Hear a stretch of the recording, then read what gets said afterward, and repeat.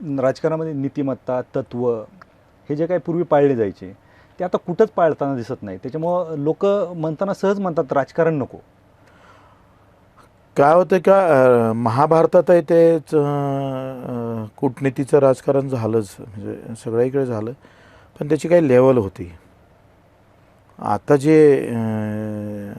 व्यवस्था निर्माण झाली ना, तर देश गेला खड्ड्यात, मी जगलो पाहिजे, ही जी मानसिकता आहे ना, ही फार मी भारत म्हणून कोण जगतं आहे आता, मी भारतीय आहो असं म्हणणारे जगणारे लोक पहा बरं. तो काय म्हणताय, तो त्याची सगळी परिभाषाच बदलली. बाबासाहेबाचं एक वाक्य फार महत्त्वाचं आहे, आम्ही प्रथमही भारतीय आहोत, नंतरही भारतीय आहोत. छत्रपतीच्या रयतेच्या राज्यातला संदर्भ म्हणजे रयतेचं राज्य, हा फार म्हणजे जिजाऊचं म्हणणं होतं का लाख गेलं तरी सगळं चालेल, पण रयत जिवंत राहिली पाहिजे.